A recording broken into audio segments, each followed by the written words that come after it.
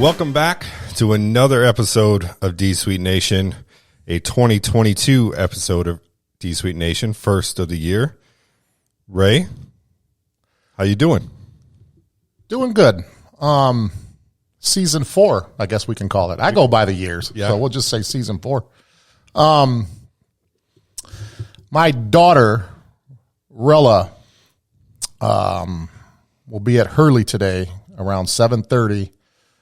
Going into labor sometime tonight or tomorrow or whenever, however long that takes. So I just want my daughter to know that I'm thinking of her. I love her. I pray that everything goes good. My grandson should be here this weekend. So I want to dedicate this show to my daughter and my grandson that's coming today. That's awesome. Well, congratulations, Rella. Yep. And congratulations to you. Thank you.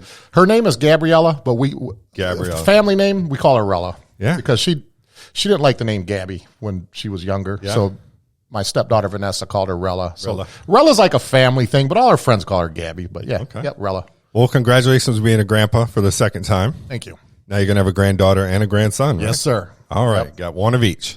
I want a whole bunch of them. I love being a grandfather. I'm sure he'll be just as spoiled as the granddaughter. Oh, yeah.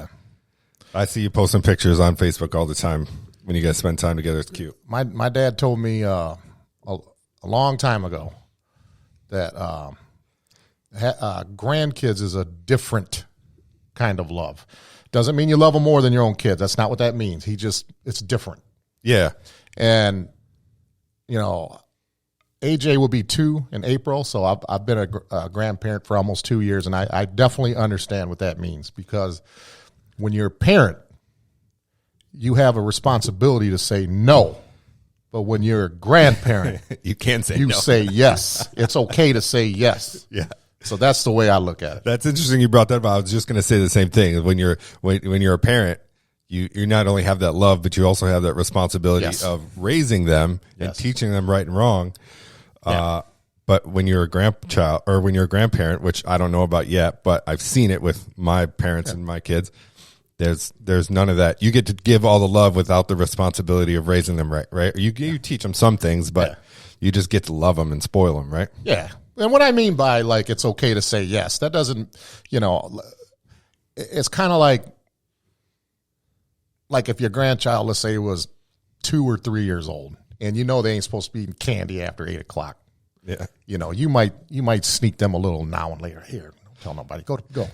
That's what I mean by it's okay to say yes. But as a parent, being a father, we've probably said the word no probably more times than any other word we've ever used in our lives. Yep.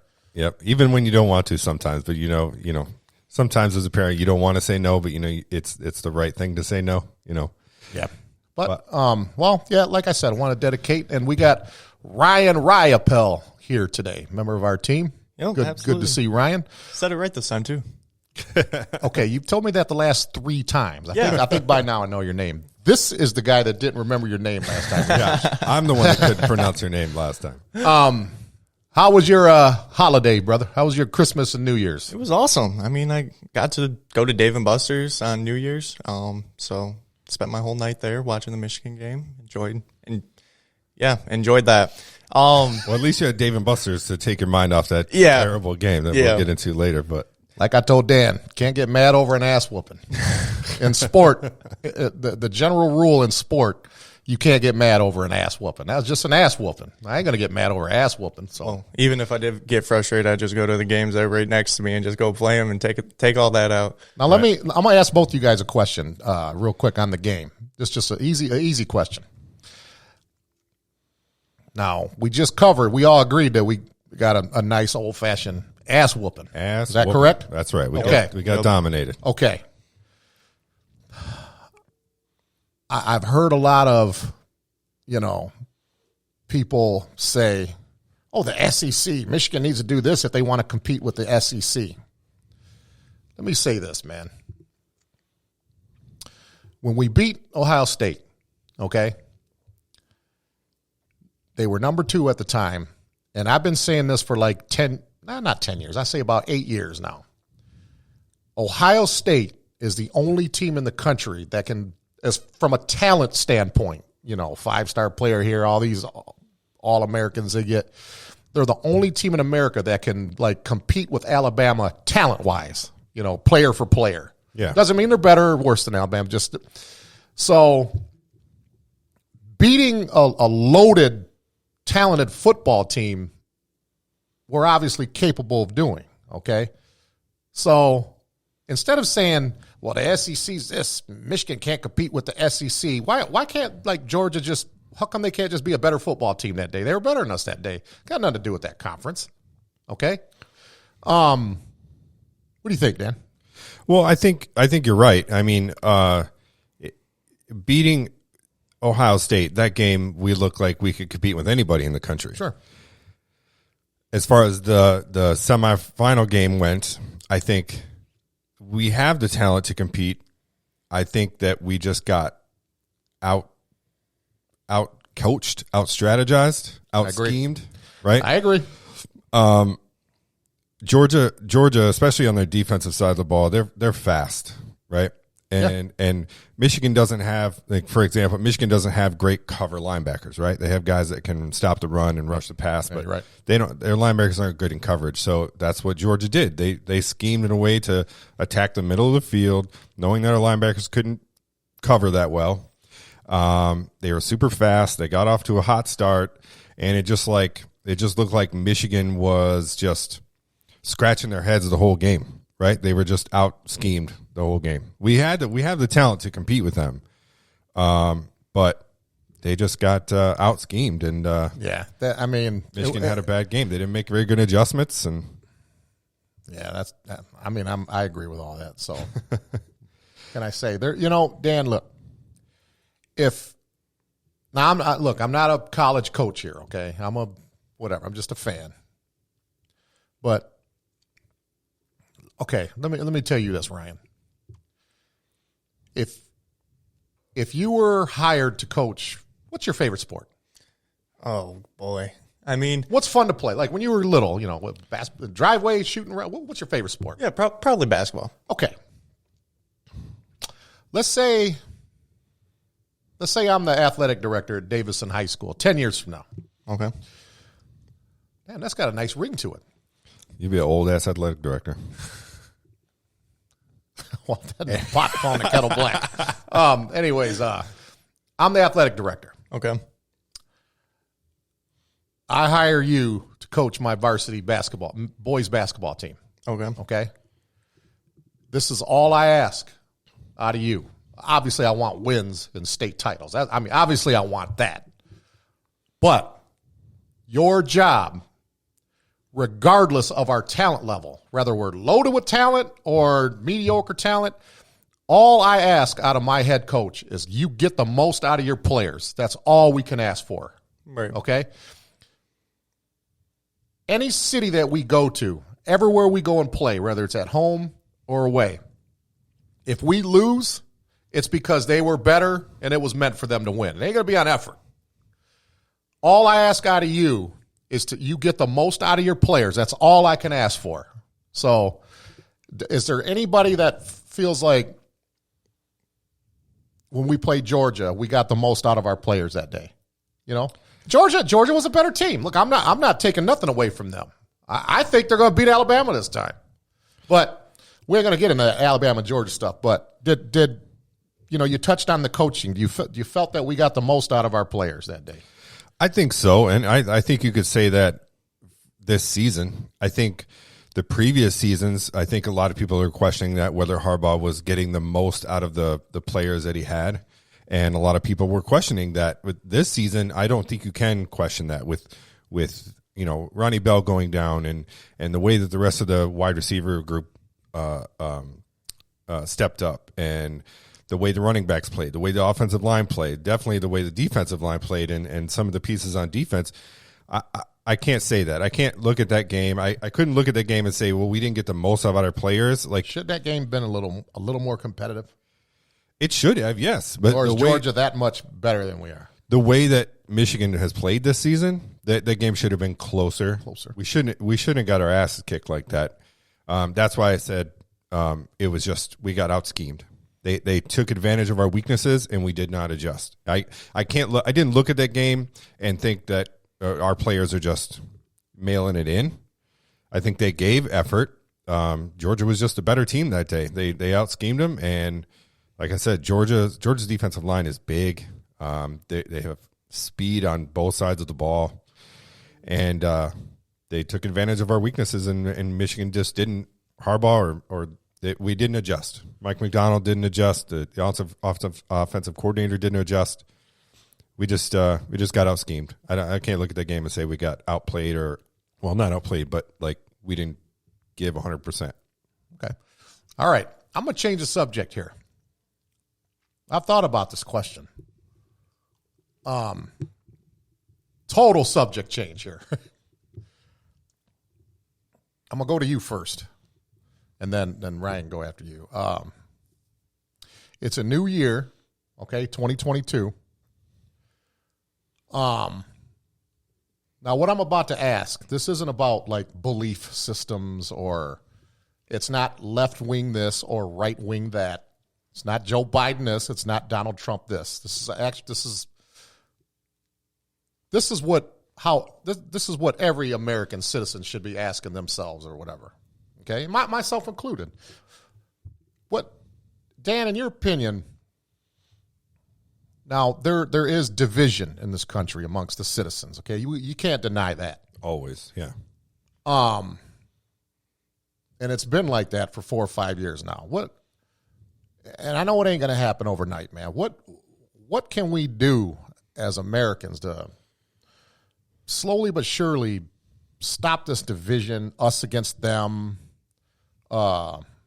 Civil War type arguing type shit? What's this country got to do to get away from that, man? Well, I think it starts with the government. You know, the people follow the leaders of our country, and when the government is the way that it was set up, it split into two houses, right? It's red and blue. The government, yeah, but it hasn't been to this extreme. It hasn't. In the last 4 or 5 years, like we didn't grow up this way. You turn my mic up. We didn't grow up this way. No, we didn't. It's gotten worse in the recent years. I personally think that the Trump administration had a lot to do with it. I think the Trump administration really fueled that fire of division. Trump as a president really didn't do much to unify the country. He just, my personal opinions and my personal opinions only, all of his Twitter rants and Twitter this and all of his non-political comments and viewpoints. It's just using this as an example is, that just fueled a fire of like dividing the country, right? Making people choose sides. And when our government's set up like that, the people are naturally going to follow, right? If our government wasn't split into two houses and we had one unified leadership group in our government, the people would follow that. There would be no side to choose. It's like, are you Republican or Democrat? And that's like, we compare it to sports. Like here in Michigan, the first thing you do when you meet somebody new is like, are you Michigan or Michigan State person? And that's used to make up your opinion about that person, kind of, Yeah. So I think that's where it starts. I mean, once our government is split, then the people are going to be split. You know what I mean? Like, I don't understand why there has to be a two-house system in the government. Why can't we just have leaders that collectively make decisions? Why do we have to draw a line in the sand and say, you're on this side, you're on this side? Why can't that same group of people remove all the titles or the labels of Republican and Democrat and just be a leadership group? Yeah. And I think the people would follow that. And so it trickles down from the top. If our government split, then the people are going to be split. The people are going to be forced to make a decision and choose a side. And that's not good. Yeah. How old are you? 16 years old? No, I'm 17. 17? Okay. 17 years old, 11th grade. Is that correct? Senior. Yeah. I graduated when I'm 17. Oh, you got one of those late birthdays like what I got. My birthday's September. Okay. Yep. Now, when we was 17, can you guys hear me? Yeah. Can you hear me good? Yeah. Okay. Yeah. For some reason, I can't really hear myself that good. Turn up his mic a little bit. Yeah. When Dan and I was 17 years old, this is what our worries were back then, 1993, 94-ish or whatever. on a Tuesday, getting out of school, figuring out, where like me and my girlfriend's going to go out to eat. Where we playing ball at today? Yep. Okay. We didn't use words like I would never call somebody like a right wing. We didn't use those terms back then. Sheep. We didn't use those terms back then. Woke. Anti-woke. Anti-vax. Red wave. We didn't use those terms back then. We didn't care about that shit. Right. But our worries were, man, I hope Regional Park ain't too packed today. I'd like to get a couple runs, and that's what we worried about.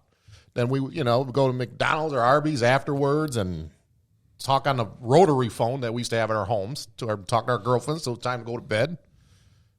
Repeat the process. That was the extent of our, when we was your age, but getting home, doing your homework. Yeah. And then hey, whose house? Where am I going to go? I'm going to go play video games at my buddy's house. So where are we going to go play basketball at? Or we're going to play some backyard football or I'm going to go to my girlfriend's house or, that's all we were worrying about. Yeah. And, like someone your age, senior in high school, 17 years old, you guys still do that, but you guys got all this. It's just so different now, man. No, it's so different. Like, you guys don't even understand how different it is compared to when you guys went to school to how it is now.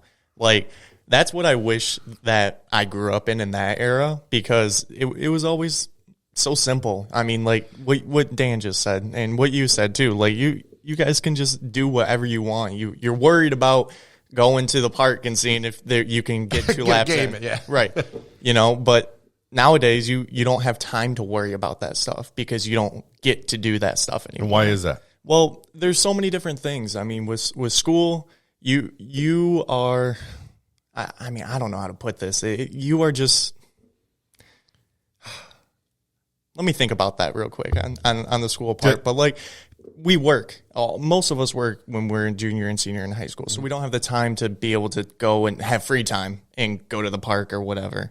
And then a lot of the students are athletes too, and that takes up a lot of time, like more time than what it might have when you guys were in sports. Like, practices every single day after school till 7:00 at night. Like, yeah, but that was kind of the case when we were in school too. We had jobs in high school, and Ray was an athlete in high school, so there's still those things. But I don't know. I guess after practice, you're still worrying about doing the same things, right? You're getting your homework done, and there's some days you might have not have time to go do that. That was more of especially on the weekends, right? The weekends, you're out trying to find some place to play ball or do whatever. And then what I was trying to say before is the school expects so much out of each one of our students because we're a D1 school, because there's so many students there. So they put a huge workload on all the students, pretty hefty, especially during COVID and stuff like that. They would expect us to read 30, 40 pages of a textbook and then do a 10-page homework assignment just for that class, just that day. Yeah, I think 6 classes, that adds up. Been there. So, yeah, I don't think that's too different, because, I went to Davidson. I went to that same school, so. Right.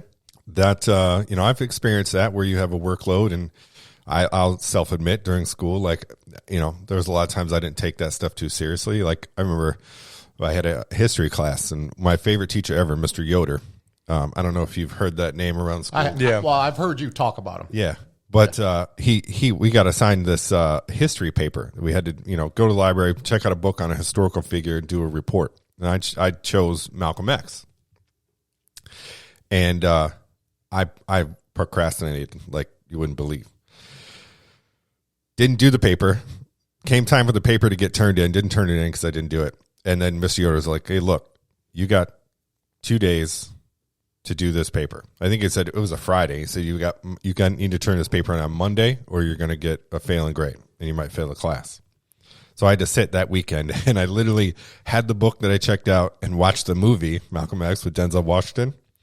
And I would literally did that paper. I did a 20-page paper in one night on a Sunday night because I procrastinated again over the weekend.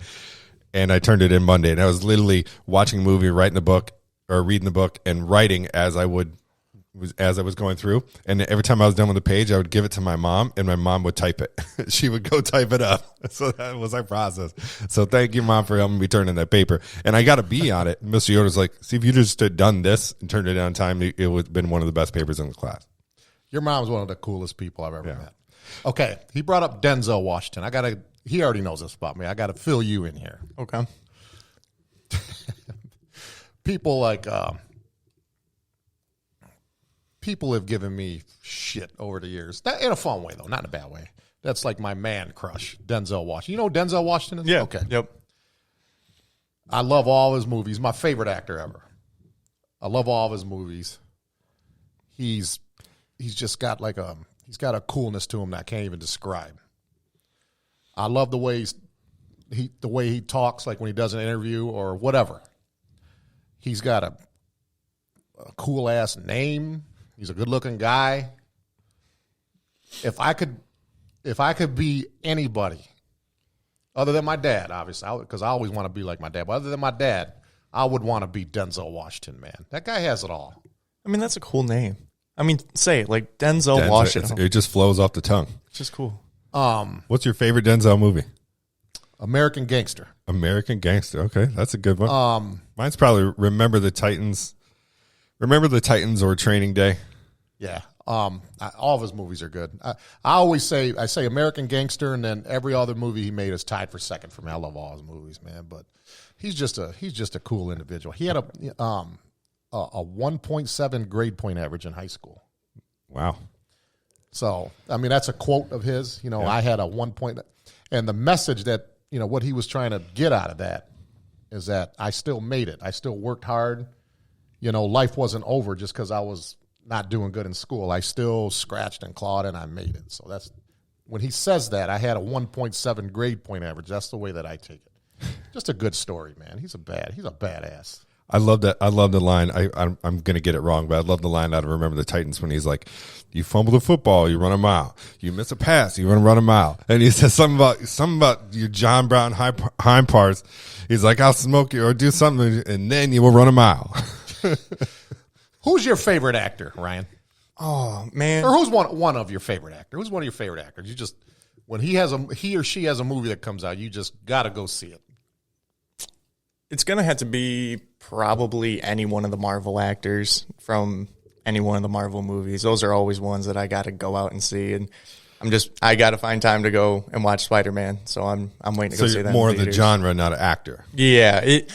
Any of the actors that are in there. I mean, I know they all kind of just do Marvel movies. Okay. Like Robert Downey Jr., right? You're such a big fan of Robert Downey Jr. Yeah, Anything he's in, you're going to go see? Right, yeah. Okay. Yeah. That's kind of like that for me for I don't know, Will Ferrell, Tom Hanks. It's like you'll watch anything they're in because they're just so good. They're usually pretty good in it. Or like Adam Sandler. I'll watch any Adam Sandler movie. Adam Sandler. I'm a big Tom Hanks mark, definitely. Yeah. Splash, A League of Their Own. A League of Their Own is actually my favorite baseball movie. It might not be a macho thing to say, but that's my personal favorite. I love Bull Durham. I love Fielded. I love all them other baseball movies too. But dude, his character on League of Their Own. Come on, there's man. no crying in baseball. Hilarious, man. When that kid, that Stillwell kid, gonna lose. Remember he looked at him, took that glove and smacked him in the face. I love it, man. Love it. Will Smith too. Another one. Will Smith. Yeah. You know what? Will Smith or Denzel? Because this at next year we had this poll question. Who's a better actor, Will Smith or Denzel? A better actor? Denzel. Good answer. Denzel. Denzel's a better actor. Will Smith's more like I'm not saying Will Smith's a bad actor, but Will Smith has never traditionally done the hard hitting, really acting roles. They're like emotional action pictures, comedy, Bad Boys, Independence Day, stuff like that. You guys, I do encourage you guys to go see King Richard. I don't know if it's still out at the movies. I've been trying to see that movie. It's a great movie. I heard good things about it. Denzel has a son that acts now, right? Pull up his name. I can't remember his name. Have you seen the movie Tenet? No. What about the Black Klansman?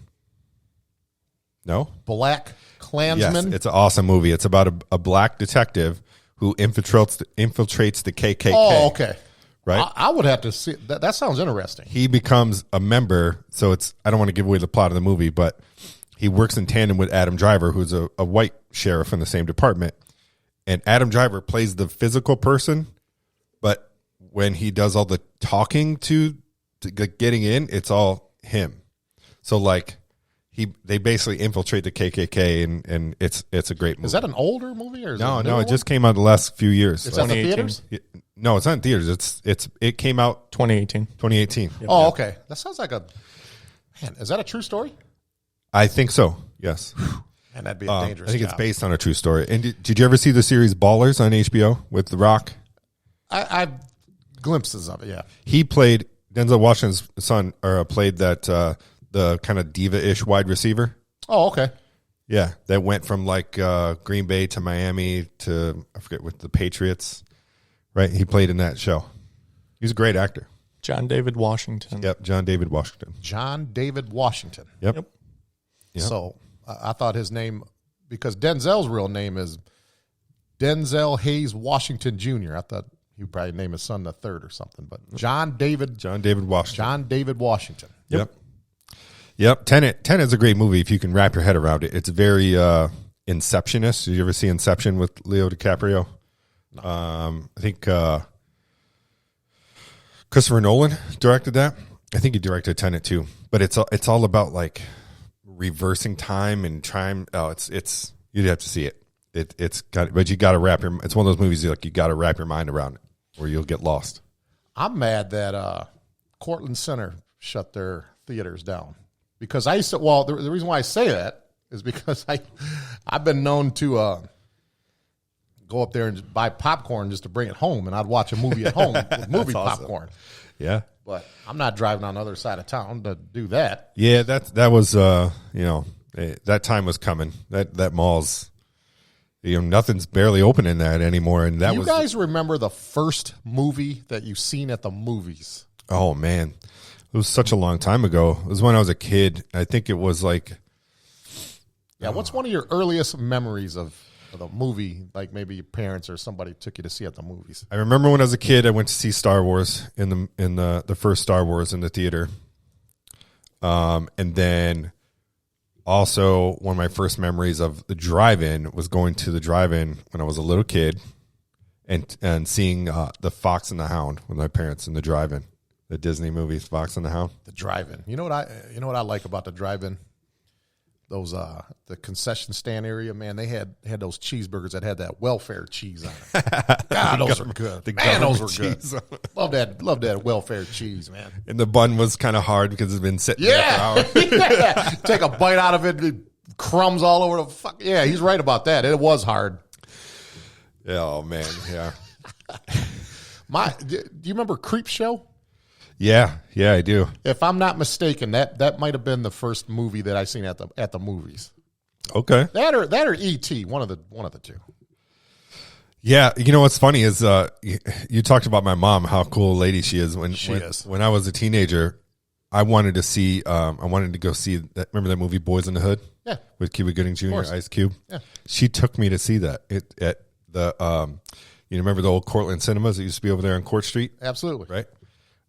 Yeah, or Showcase. Was it Showcase Cinema? Showcase. We're by Walmart. Yes, like Showcase Cinema, not Cortland Cinema. Showcase, yeah. Showcase East. Yeah, I've seen a lot of movies there. That was the spot back in the day. Oh, yeah. You don't even know what that is, do you? Nope. No, it's gone. Yep. Remember where the golf dome used to be? No. No? Never heard of it. So if you go on Court Street, I think if you're going like west, right before you get to Belsey Road. Yeah. You know where it curves. Yeah. Right next to Walmart, that whole empty lot. Got weeds in the parking lot. Yep. That used to be a movie theater there. Really? Yeah, it had like 15 screens. It was the movie theater in the area, right? I never knew that. Yeah. Oh, yeah. But yeah, she took me to see Boys in the Hood. Yep. And I'm like, there was some uncomfortable parts because, everybody's seen the movie and there's some, stuff that happens in that movie. And like, you're sitting there at 16 years old or 15, 16 years old, whatever I was, sitting next to your mom watching that movie. But that was a great movie. I remember we were like, that we were like one of the only two white people in that theater. I have another interesting question here, man. I'm just see, these are my favorite kinds of episodes because I like just coming up with shit. Sometimes it's better to do it that way than to try to map all this out throughout the week. Go to you first, like always, then we'll go to you. I had a conversation with somebody not too long ago, okay? And the topic was if you're in a relationship, whether it's marriage or, a girlfriend you're in love with, whatever situation is. And let's say you've been together for a couple years or longer. And let's say there's some trials and tribulations going on in your relationship. You know how some people say they need a break? I think we might need a break. Do you guys believe in breaks? Like no. Taking a break? Okay. I don't know. When I say problems, I don't know what kind of problems. I don't know whatever. But if a woman were to present to you, Dan, I think we need a break. What does Dan say to that? Well, no. First of all, the break thing, there's no that if someone wants to take a break with you, then they're not into that relationship.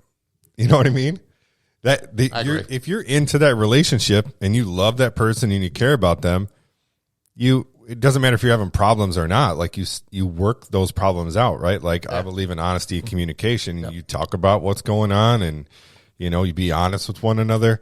And that's advice to you, Ryan. Relationships, honesty, communication. Always be honest, always communicate, right? Or another piece of advice, just look at our backgrounds and our relationships and do the opposite of us. Yeah. All right. No taken. Yeah, but no. Be more like Mr. Scott. Be more like him. I mean, he does have a wife, so. Yeah. That's what I'm saying. He's a perfect example of what you want to be, you know what I'm saying? Yeah, he hides her from us. Not us. Two failed marriages. I mean, we're good guys now, but when we were your age, no. But yeah, the break thing is such bullshit. If you want to if somebody wants to take a break with you or you break with them, then you're obviously not into them enough to make whatever's going on work, right? Like if I always said a break is a breakup. Yeah, right? It is. If you want to break with me, then you don't care about me enough or you don't love me or you're not into this enough to work out whatever's going on, or you're bored with me, or I'm bored with you. You're just over it. Like those, and I don't think you can get those things back. Like, I'm not saying never you can, because people throughout history have, broken up and got back together or whatever. But that break stuff is all bullshit. I'm agreeing with everything he said today. Like in the first 30 minutes of the show, I don't know what the fuck is going on here. What do you think, Ryan, about breaks? I 100% agree with that. Like everything that you said, I've just picked up over the years and just have learned that over the years. And oh, son of a bitch! Grab me those napkins right there, Ryan. On there, I just spilled coffee all over the place. There's napkins right in front of the TV there. I wouldn't consider that a coffee. It's a coffee drink. Thanks, man. Explain what that is that you're drinking. Tell the people what that is that you're drinking. The technical term for what that is. This is a Starbucks double white chocolate double shot energy coffee. It's basically coffee mixed with energy drink. Yeah, it's really good. Ugh, gross. Just drink one or the other. Yeah. And if you really want to get amped up, they have triple shot ones too. So I don't think I need help with that.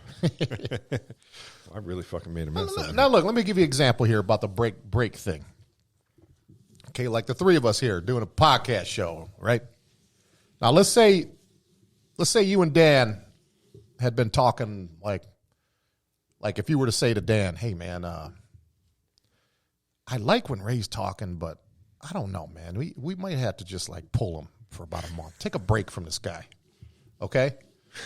I mean, I'm not going to get violent or scream or yell, but come on, man. How do you think I'm going to take that? What do you mean take a break from me? What, you don't like the way I speak on here? You know what I'm saying? You ain't taking no break. You either want me on the show or you don't want me here. Right. Fuck Yeah, it's just like this. You're doing a podcast with each other. We don't agree all the time. Right? We have a difference in opinions on things that we should talk about, things we should do, and this and that. But neither one of us are going to say, you know what? Fuck you. I'm done. No, we're into this thing that we're doing so much that Didn't I do that one time? Well, hold on. It wasn't directed at you. No, it wasn't at me. It was other people. It was outside interferences. But I think we had like 2 no-shows like in a week or so. So man, fuck this shit. And it was man, the same person. Too.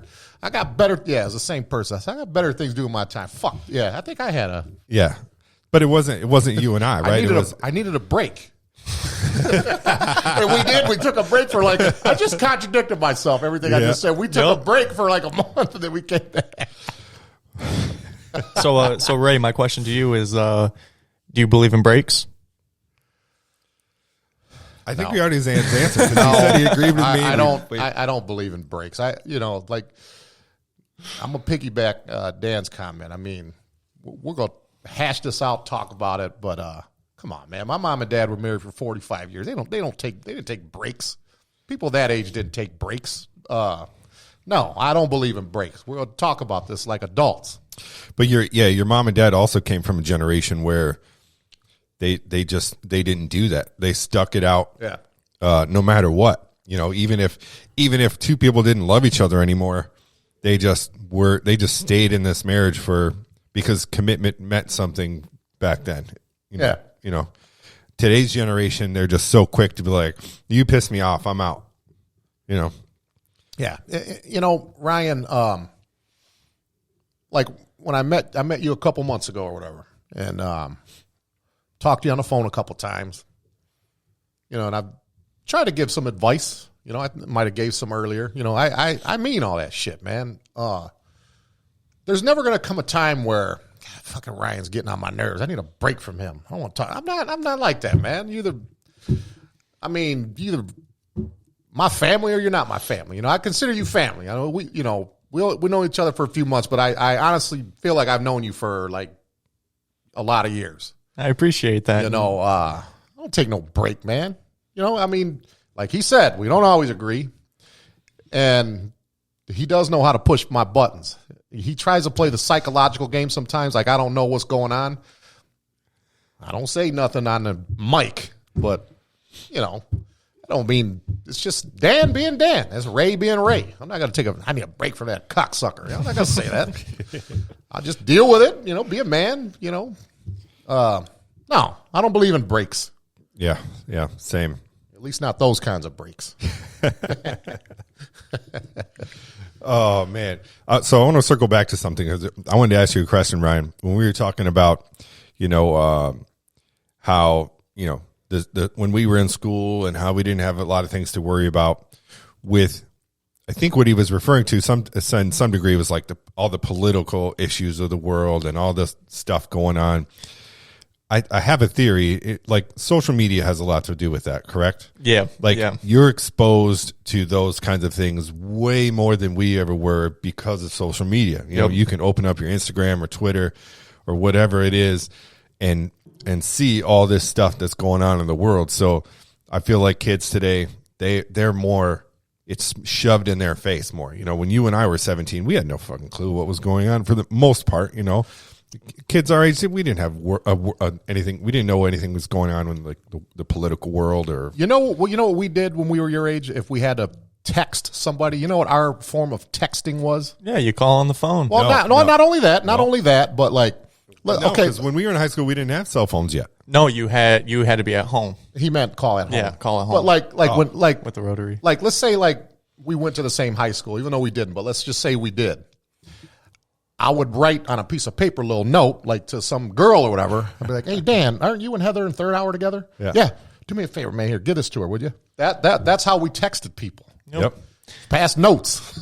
Nowadays, you ask somebody for their number, somebody else for somebody else's number, or you just slide into their DMs. Slide into their DMs. Right. And what was now? I don't want to get off on a tangent because Dan was talking about something important. But what was cool about those notes, like, for me, for like if I was handing out a note, I just folded the paper and just handed it to Dan all whack looking. But when a girl gave you a note, she had it folded all, you know, like origami, a paper airplane looking note. Yeah, all folded up like a sprinkles flower, on it. Yeah, folded into a heart. Right, little flowers and hearts drawn all over. Yep. it. Yep. Yep. All right. They would color it and draw on it. Yeah. You'd have to unfold this origami heart to read the note. right. Yeah, but yeah, go ahead, Dan. I didn't mean to. No, that was my my point. It was I thought it's social media nowadays that the kids are I think to some degree at too young of an age exposed to all the world's bullshit like that. They're not able to be just kids anymore. They're not able to just come home and figure out where they're going to go play Madden at or what park we're going to go play basketball or where what park we're going to today. Like they just don't. They're just so immersed in the bullshit of the world today because of social media. And it's everybody's in their fucking screens. You know what I mean? I 100% agree with that. Like that completely described what it's like with everybody around in the whole student body, and not just at my school, but all the schools around. And everything becomes political with any kind of conversation that you have. It becomes political with anything, and it doesn't matter if it has to do with politics. It doesn't matter if it has to do with school.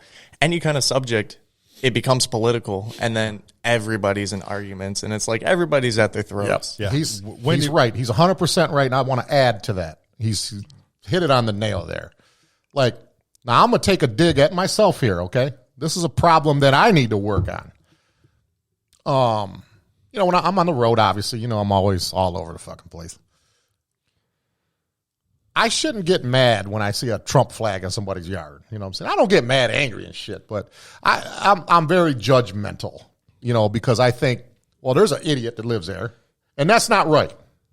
Trust me, that's not right. And I wish that I wasn't like that. So, you know what I'm saying? That's very judgmental because they're technically not doing anything wrong. That's their right to support whoever they want to support. Exactly. And who am I to... But you've been conditioned to think that way by the news, society, everybody. It's like everybody's felt like you have to choose a side. And if just because you don't like Trump, if you see somebody with a Trump flag in their yard, the media, social media, the government, all of the people in the society have conditioned us to just because we don't agree with someone, we have to hate them. You know what I mean?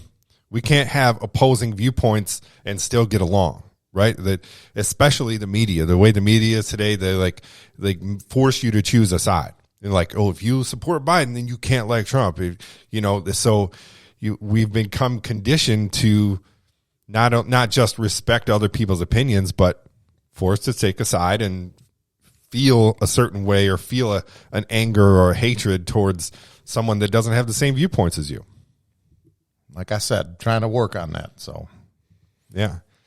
Because we started out the show talking about division and all of that. And that's, me included. I'm not singling out people out here, just me included, Yeah. Anytime I get into any kind of political discussion or something like that, I always preface it with okay, you're a Trump supporter or you're a certain person supporter. We can talk about this, but just, these are our opinions. We can still be buddies, or we just met. We can have a civilized conversation. We're not going to get into some shouting match and pointing fingers, and it doesn't have to be that way. Yeah, and it ain't just Donald Trump for me, man. It's just I like to observe people. Now, let me tell you what I mean by that. I'm even right now, a time like now with you and Ryan here.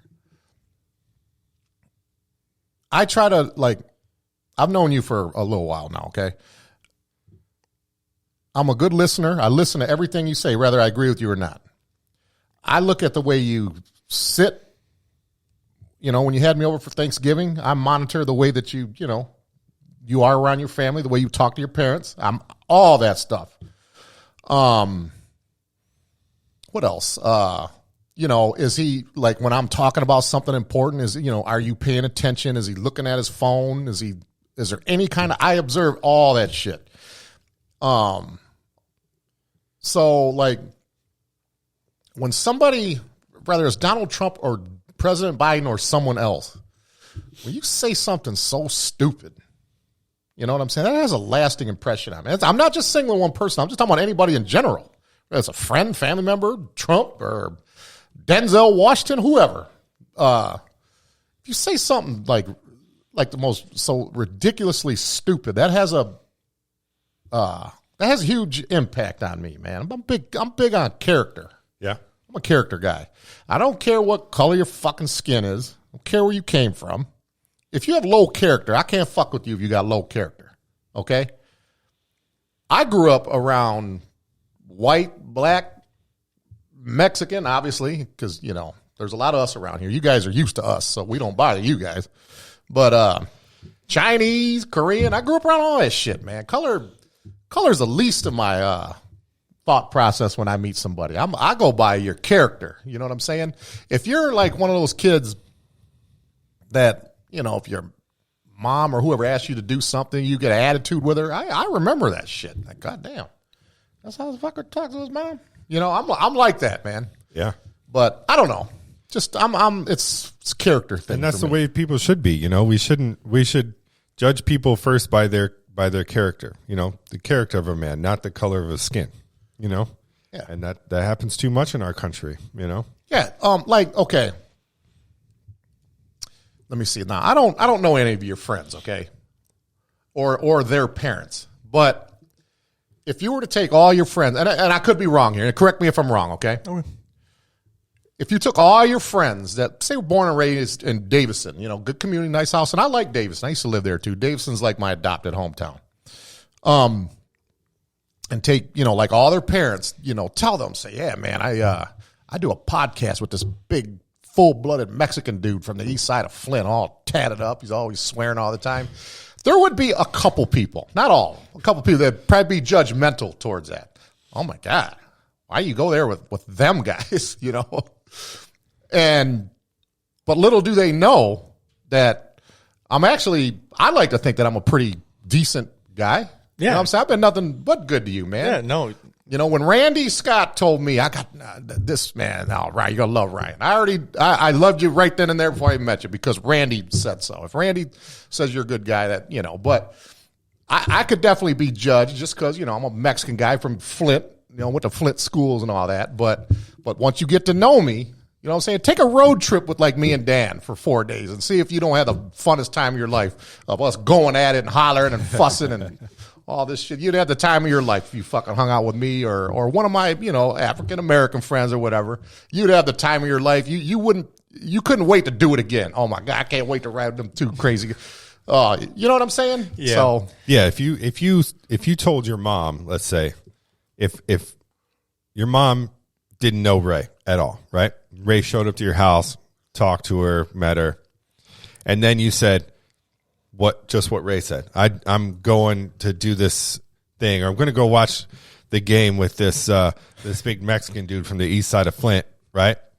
Okay. She would be like, she would probably think you were talking about two different people. You know, she wouldn't correlate that. You know, yeah. You're like, oh, that was Ray. We're like, oh, that's Ray. Yeah. Oh, okay.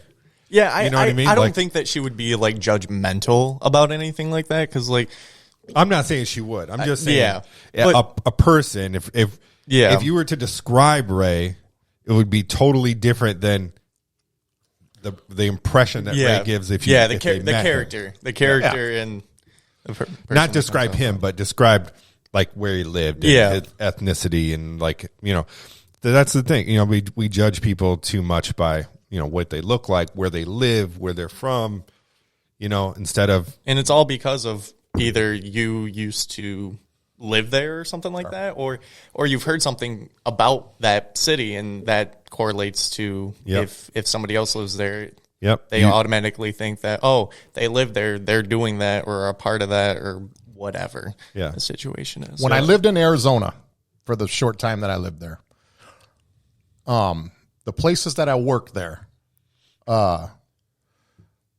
if I got paid $1 every time somebody asked me if I was in a gang when I lived in Flint, were you in a gang? That was the most common question. Was I in a gang?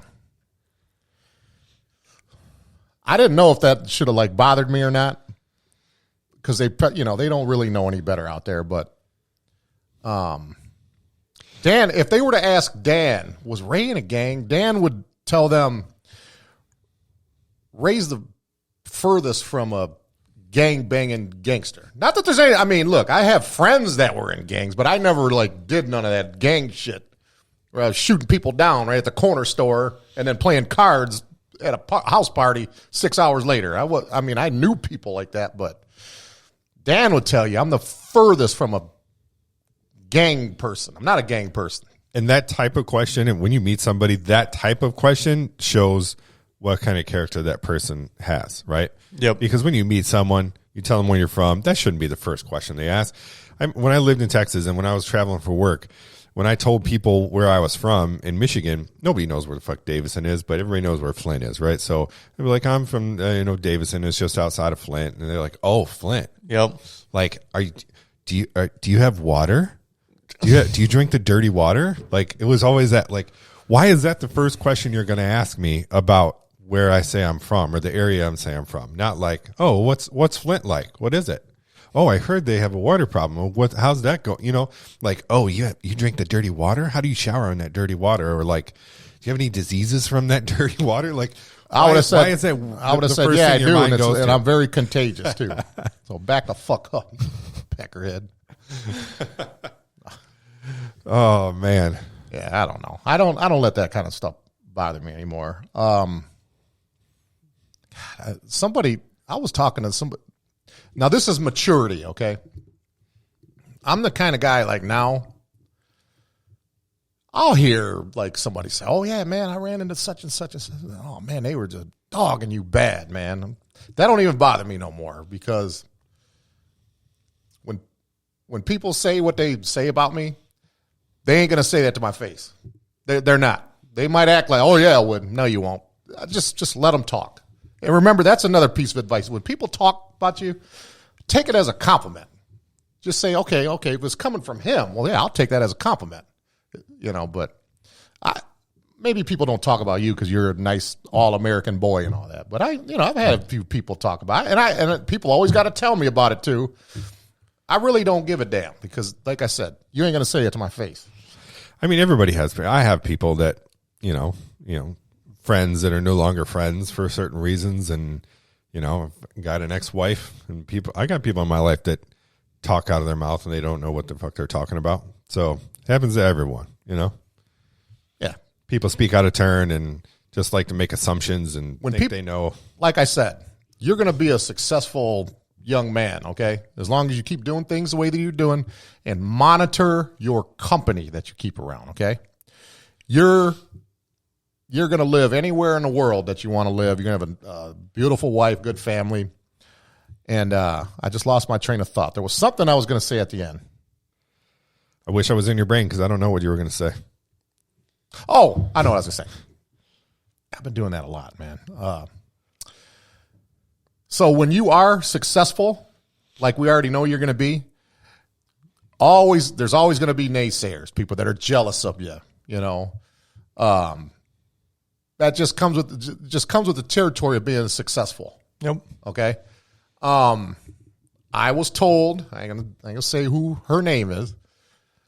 I was told the only reason I own a business is because I'm a minority. You know what I'm saying? I got the minority card played on me. You know what I'm saying? But like I said, Ryan, I took that as a compliment. This is somebody who's not working that said that about me. Okay. But you remember that later on in life when you're successful and doing good for yourself, people will be jealous because for some reason you would probably be more qualified to answer this because you've been all over the world when you're in the military. I've heard, let me see, Ric Flair, I heard him say this.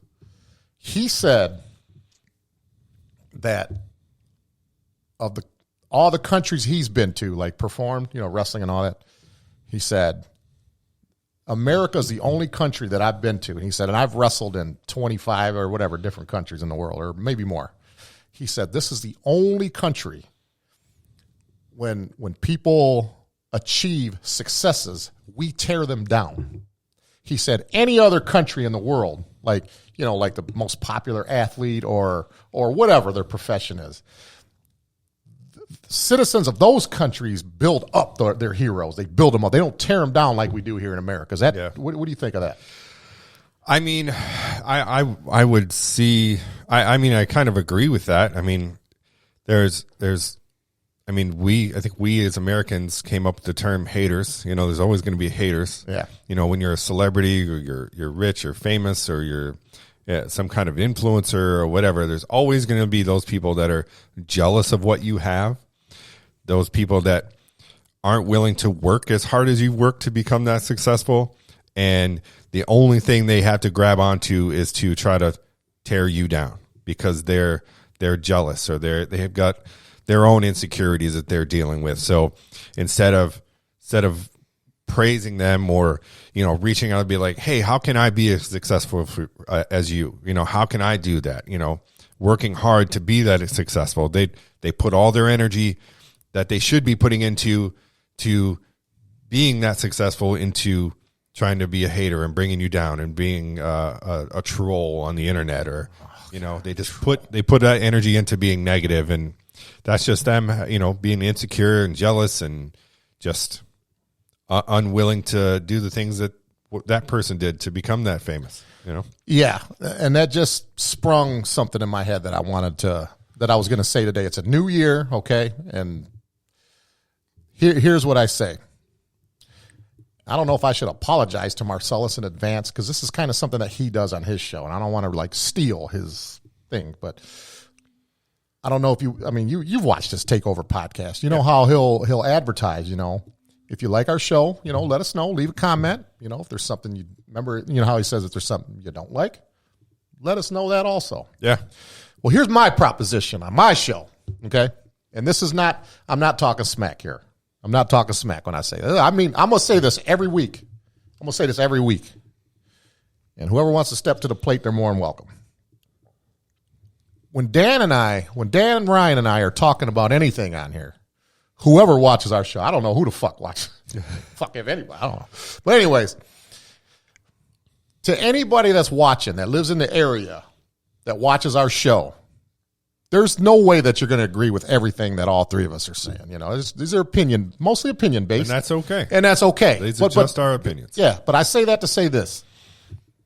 And it'll probably be more so something that I said, you know what I'm saying? Because I'll dig in a little deeper. Yeah, I've said dumb shit too.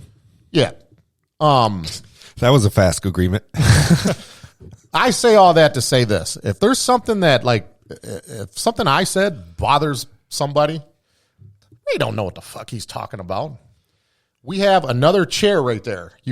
Anybody is more welcome to sit right here, and you tell me about it right here.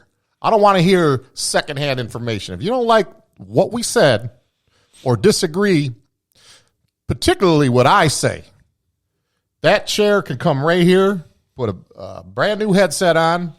I'll feed you. You tell me about it right here. I don't want to, like you said, internet trolls. That's what made me think about this. Yeah. Don't do that internet troll shit. Where you're screenshotting stuff, but look what Ray said, so your little fucking groupies can get involved.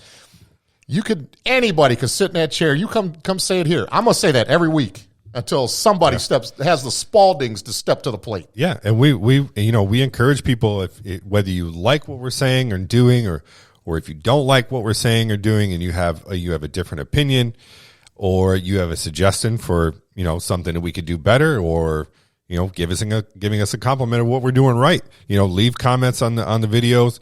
But like Ray said, if you have an opposing viewpoint and you want to civilly discuss it with us on the show, like Ray said, there's an open seat, and you can come and we will welcome you and we can discuss it. I will even go as far as to say, when I say anybody's welcome, I mean anybody. If I don't like the person personally, he or she is also invited here. But someone like that, though, they're going to sign a paper that's if they break shit because it's going to get heated. If there's somebody I don't like in here, it will get heated. Yeah, I'm not going to lose my cool physically. But if somebody wants to resort to flipping tables over and breaking shit, they're already going to have their signature that if anything gets broken by the guest, they're responsible for it. Yeah, we're not going to get into any war words in the comment sections of the videos. We're going to not tolerate any, foolish behavior or violent behavior in studio. But like Ray said, if you want to come and sit and as an adult sit and talk about whatever you don't like or whatever opposing viewpoint you have, you're more than welcome. Yeah. And not only that, I'll even plug their business. Like if they have a business or their kids have I'll even plug their business before and after the show. And we can do all that, jaw jacket in between. Yeah. I'll show them respect when they get here, but they ain't going to be in here breaking shit. Absolutely. No, we won't tolerate that. Because we'll have Ryan handle our light work. He's more youthful. Ryan's not a small guy. He may be a little skinny, but he's a tall kid. Oh, I'll try to bulk up next time. I've told this story before. I think I told you this story. Have you ever gotten into a fist fight with a South Korean, like a karate person that you didn't know was a karate? No. The person I'm talking about was South Korean. No, I've never fought a South Korean. That's very specific. Ryan size. Okay, nice like Ryan too. Yeah. Ass whooping of my life I got from someone that looked like him. Yeah. Yes. I don't judge nobody how they look. If Ryan and I were gonna come to blows, I would literally try my hardest to knock him out. I don't care how skinny he is. Don't judge people how they look. No, the only I did wrestle one time a dude from I don't know how to say it, like I know like people from Japan or Japanese, Chinese, whatever. I had a platoon sergeant in the Army. It was from Laos. Yeah, Laos. I've heard. Yeah, when I worked at the solar plant, all them people from there worked at my plant. They were all related too. Yeah. So I don't know what the plural that is. Laosian, Laosian, or I don't know. I don't know what that is, but from Laos. And men from Laos, it's hard to describe their makeup. They're kind of like they look Chinese.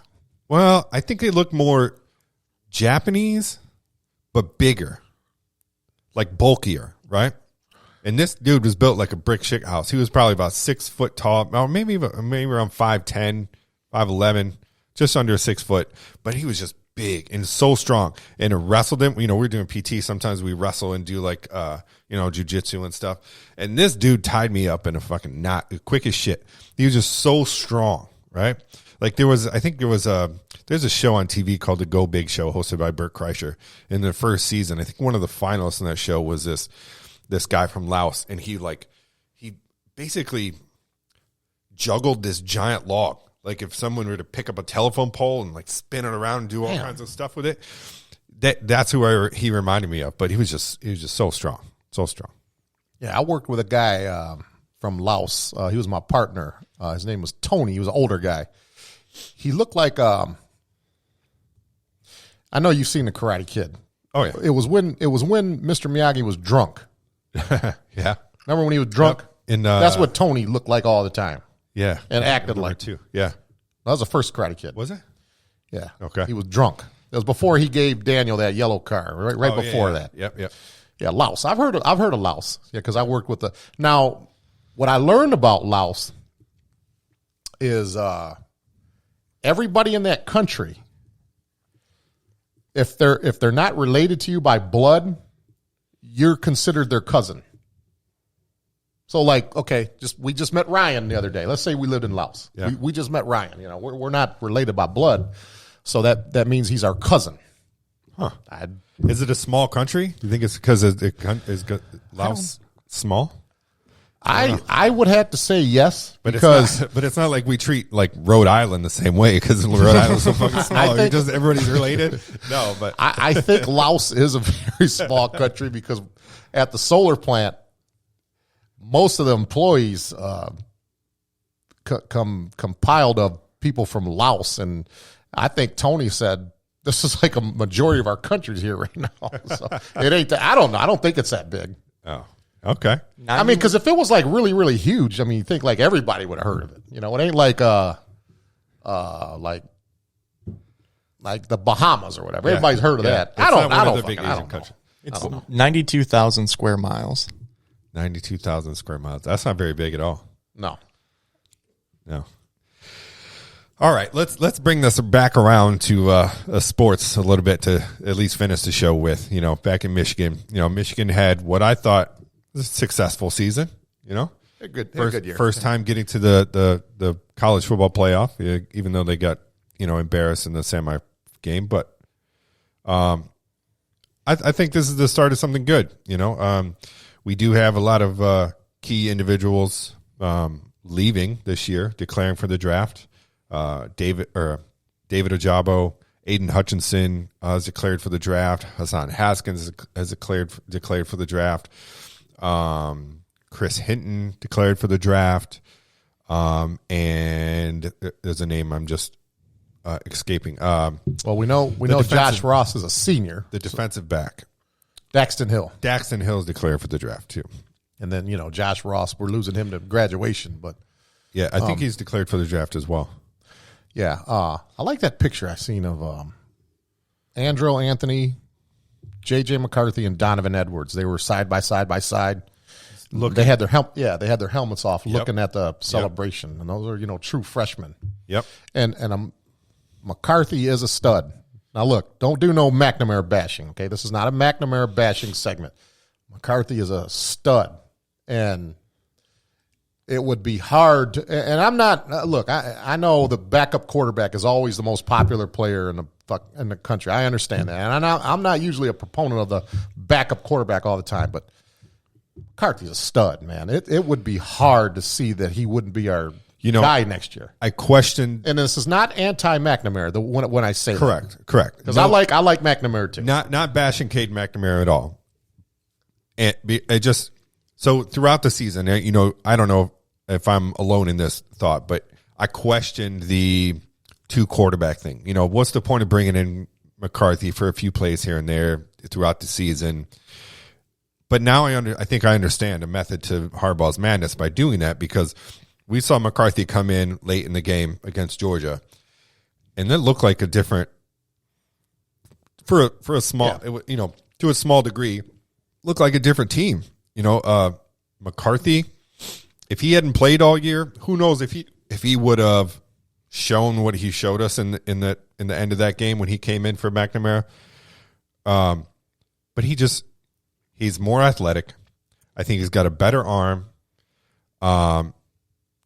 He can make better throws, right?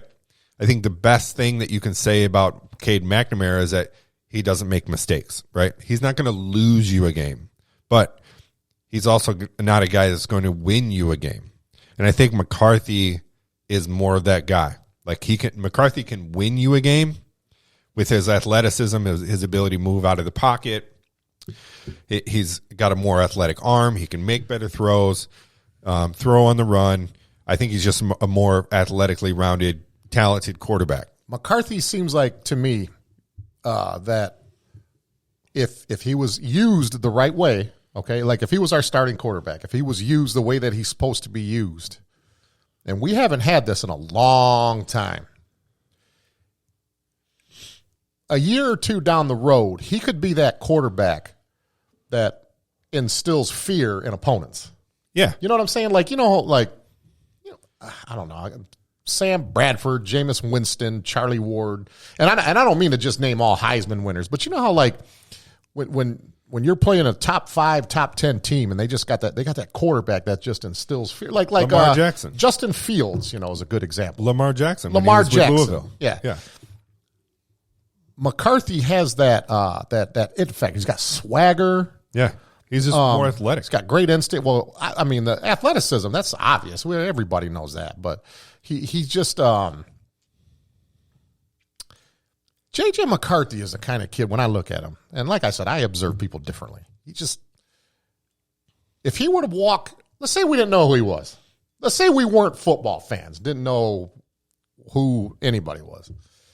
Let's say we're sitting in here and J.J. McCarthy walks in here just with normal clothes on, jacket, no sports shit on. We would look at him and we would just be looking at each other like, that guy he looks like somebody, Yeah. There's something about that. Who is he? That guy is somebody. He looks like, he's got that kind of look to him. Yeah. And I'm a fan. I'm a fan of both. I like McNamara too, but goddamn, man, McCarthy, man, guy's a stud, man. And I was impressed with that picture, right? Because you have 3 guys that are the true freshmen too, the youth of this team, right? Mm-hmm. They're standing there together, watching the other team celebrate, taking that in, feeling that pain of losing that game, and those 3 guys are going to be the leaders of this team going forward, right? And for them to be standing there watching that, I hope that gives them like the fire to come out next season and run it back and do it again. And I think I said this a few episodes ago or earlier on. I think McCarthy is going to win that job. I think McCarthy is going to be our starting quarterback next season, and whether that means, I hope Harbaugh doesn't let McNamara get away in the transfer portal.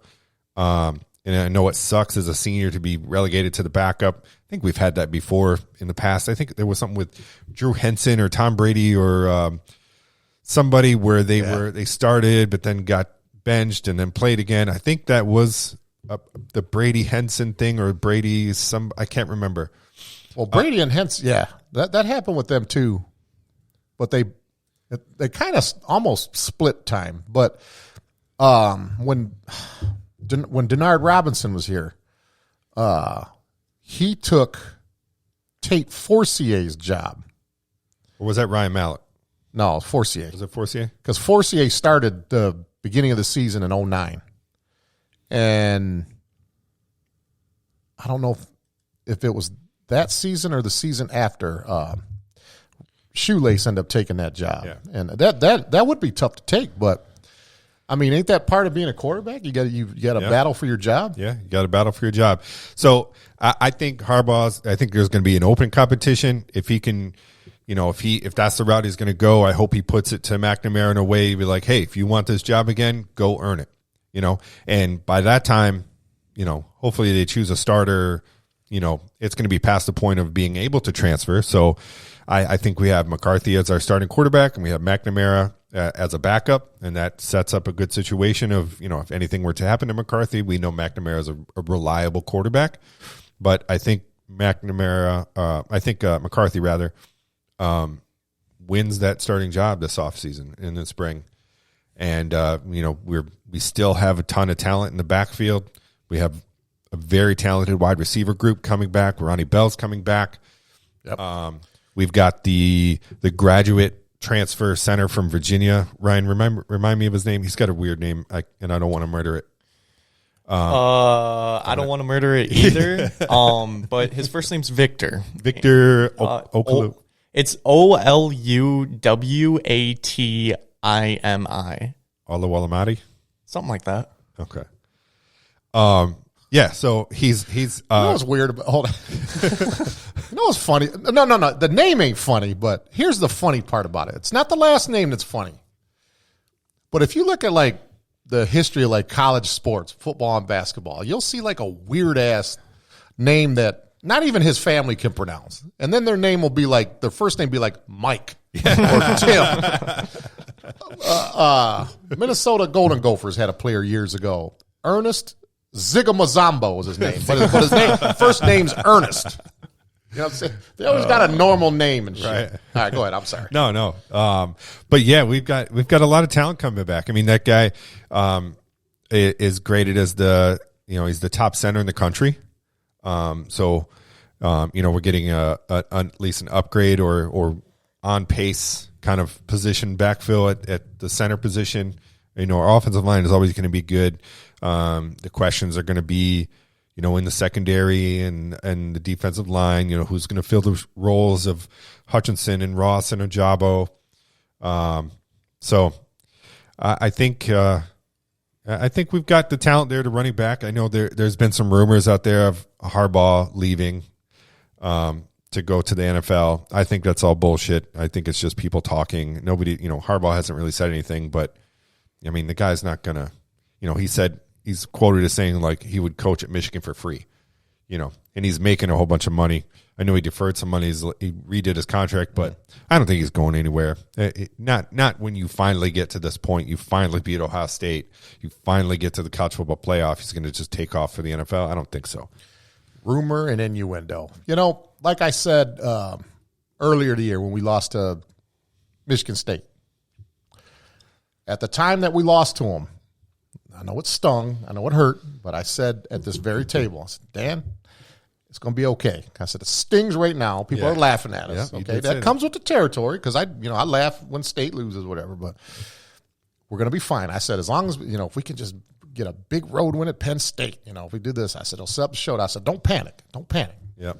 Things will be all right. And I remember can say the same thing. Huh? I was crushed after that loss too. I was too. You were telling me it's okay. It's okay. We're still in it. Sucks. I know we lost to Michigan State, but we're still in it. Yeah, this loss to Georgia, I don't have anything bad to say about Georgia. I was wrong what I said before the game when I said they didn't play nobody. Thought they could have been possibly a little overrated. Okay, I'll eat crow. I was wrong. Didn't know what the hell I was talking about. I really didn't watch Georgia all year, except for when they played Alabama. But I would say at a time like now, you really just touched on all of it. Got a lot of young weapons coming back. Yeah, we are losing some guys, but guys are going to be stepping up. We're going to have good leaders from next year, whatever. I'm not panicking. Yeah, we just lost a week ago. It does sting. Still hurts a little bit. I would like to be watching my team this Monday, but it is what it is. Okay. Let's do what we got to do in the offseason. We got the weapons again. We're going to be more experienced now. Yep. And, if, I'm not predicting nothing here, if we're fortunate enough to be in a situation where, we got to beat Ohio State to make it to the playoff,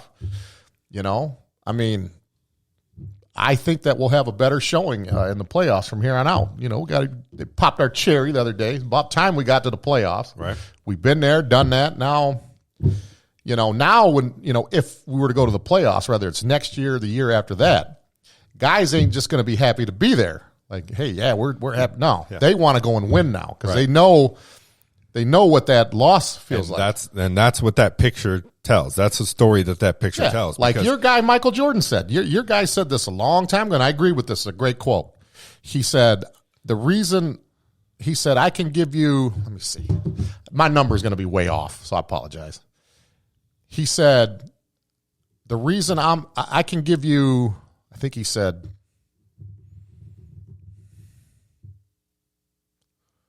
hold on, give me a second here. He said, I can give you 938 reasons why I was successful in my basketball career. And those are all the games that he's lost in the NBA. He said, those losses are the reasons I'm successful. He said something like that. Yep. And, same could be here, man. We've never been in the playoff before. I told you that I'm not happy to be there. Let's go win this fight, man. But that's exactly the story that picture tells. Like I said, those three guys aren't just three guys either. Those guys were talented freshmen. Yeah. That contributed in big ways to our entire season. Donovan Edwards towards the end of the season, that dude lit up, right? He's going to be a talented kid. Those two guys, I think, Edwards and McCarthy, those two guys might be in the conversation when they get to be, juniors or seniors.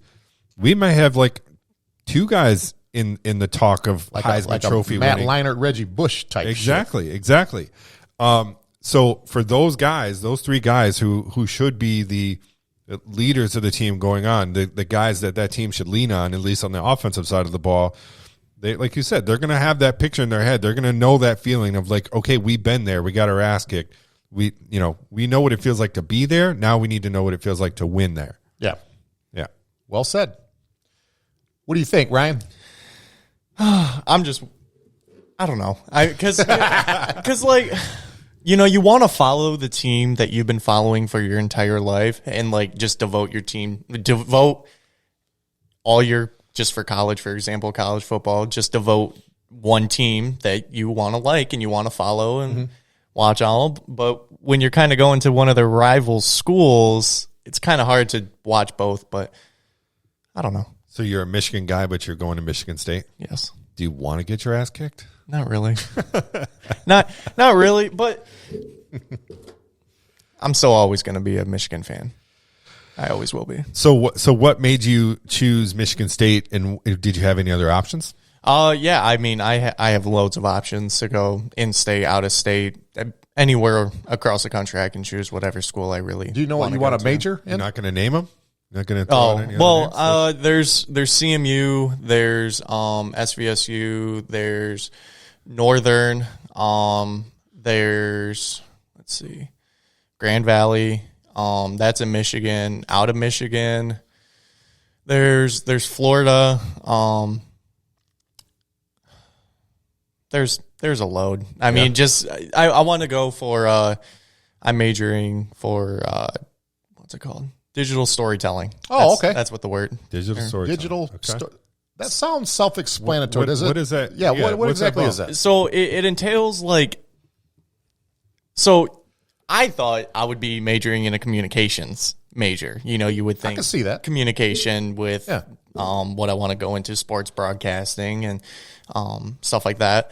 But no, it's digital storytelling, and apparently it's I don't even know. Like, so it's not like communications. So if you go into communications, that's like somebody that can be like that's a broadcaster, a reporter, or not even. That's journalism, right? I don't know. They didn't explain it well. So digital storytelling is that realm, like, you know, producing basically, but on the other end of the spectrum. So like communications is like where you are in front of the camera. It's on the digital story is on the back end. Oh, okay.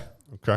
I can see him excelling in that too. Yeah. So. Yeah. Well, congratulations. Oh, thank you. I mean, I'm still waiting to hear back. I should hear back in a couple days. So Michigan State, huh? Yeah. Yeah. Hey man, I support him. I'm not even going to down that. I support him. I gave my daughter a bunch of grief a long time ago, and she was thinking about being a vet, and she wanted to go to Michigan State, and I was like, that would be the school to go to if you want to be a vet. Is there any other school that you can go to in Michigan State? Like, well, they have the top. I know. I think they still do the top veterinary in the country. Yeah, I let my loyalty. I was like, I was going to ask him when he said state. That was the first thing popped in my mind. I wonder if he wants to be a veterinarian. No, it's just a program that they have there. It's one of the best in the state, and it's also ran by DTV alumni. So one of the people who are the head of the class, I already met him when I went to campus that one time, and super cool guy. And he's like, I want you to come. I want you to apply here, and I want you to. He's going to come back from college a full Sparty. Guarantee it. No, I'll still have my Michigan socks on. I believe him what he just said. I believe him. And I'll tell you what, I'll go as far as to say this. When you're doing that, I would even for your benefit, I would wear a T-shirt like if it said like Michigan State. What's it called again? Spartan Vision. Spartan Vision. No, that's a program. Display digital. What's it called? Digital storytelling. If it said like Michigan State digital storytelling, you know, I would like wear something like that. Yeah. Or Michigan State. What'd you say the first time? Yeah, Spartan Vision. Spartan Vision. I would wear that because that a lot of people would end up asking me, Ray, why are you wearing that? And I'll gladly tell them, yeah, well, my buddy Ryan Ryapel, who's part of our show, this is his gig right here. He's going to school for that, and you know, I'm supporting. I would wear that. Yeah. And I'm not going to hate on you too. You're going to the school. You got to, you know, you go to a school, you got to show loyalty to your school. So I'm not going to give you a hard time. If you're a Michigan fan, but you go to Michigan State and you end up switching sides and going to the dark side and becoming a Sparty Sith, then that's okay. I would. I mean, have loyalty to your school. Loyalty. You know? Yeah, I'm big on loyalty. If that's how it worked out, I mean that's what I would do. Well, don't be surprised if you find me. I'll give you an example. Like I grew up in a General Motors family. You know, my dad was a health and safety rep for General Motors. Yep. And I get people that know what I do for a living now. I do business with General Motors, Ford, Chrysler, and Toyota. Toyota, man, why you support them foreign cars and this and that? You know, your dad, I hear this all the time. Your dad, you know, worked 32 years for General Motors. He's a health and safety rep, blah, blah, blah. And I would tell them, my dad would be proud of anything that I did. So if I was a part of like Team Ford, if that's what I'm doing, that's how I'm making my living, my dad would support who you're working for or whatever. So I would say the same thing to you. If you're a Michigan State kid and you're going to Michigan State parties and concerts and going to games, I mean, yeah, support, you got to be loyal, man. So I would be understanding of that. You're not going to get no flack from me. This bully over here, on the other hand, I can't speak for this dude. I'm not saying that. I'm just giving him crap, and I'm not going to. I told you before. Fully support your career at Michigan State. I told you I was the cool one, and he's the bully. I told you that before you even met this guy. He's a bully, man. I just like to razz him a little bit. That's all. No, but congratulations to you, man. I hope it all works out, and don't forget about us when you become big time at Michigan State. Okay? No, I'll make sure to stop by. Well, this is what I would say. When you're in school, let's say you're going through some stress. The stress of because college, can be stressful. Obviously, you get a little stressed out. You haven't been in the best mood in the last week. That's when I want you to call me. You know what I'm saying? Call me, man. Hey, maybe I need to talk to Ray for 5 or 10 minutes, man. This motherfucker make me laugh or something. Call me, man. At any time, I don't care if I'm sleeping, that's okay. If you're having a rough whatever, I'll do my best to try to cheer you up on the phone or whatever. I'll remember. Or that. if I gotta drive to East Lansing, if you want me to meet you at a diner or whatever, I don't care, man. I'll do it. So you call me for that reason. Will do. I'll put a heart next to your name. You just got to ruin it. All that pouring my heart out. You got to come at me with that. See? Oh man, yeah. You're gonna have to help us recruit your replacement now too. You know that, right? I'm sure I can find somebody. Yeah. We got a nice little secret. What do they call it in fishing? A honey hole at DTV at Davidson High School for. Things for guys to help us out with the podcast. Well, yeah, it would be nice if you could find us another guy, but what I'll end up doing, I'll just end up buying extra equipment because your equipment is going to stay your equipment for when you do come here because you're always going to be a part of our team. Even if you're going to be busy. If you're only here once a year, if you can make it, you're still going to have your own equipment here. I'll just add extra shit for your replacement. I don't like to use the word replacement because it sounds like we're firing them. No, we're not firing. Well, it's replacement. No, technically, I'm quitting. Replacement's an ugly word. Successor. We'll just say, the guy that'll be here most of the time when Ryan can't be here. The word replacement just sounds like you're firing this guy. Yeah, it does sound. I'll fire you for. I'm joking, Dad. I'm joking. Oh, all right. Let's get out of here. It's nice to be back in the new year. Great for a show to start off 2022. And like I say all the time, and I'll continue to say it, subscribe, especially if you like what we're doing. And this year we're going to challenge the people that watch the show. We might have a lot of people that watch the show, but if you watch the show, get on those comments. Let us know what we're doing right. Let us know what we're doing wrong.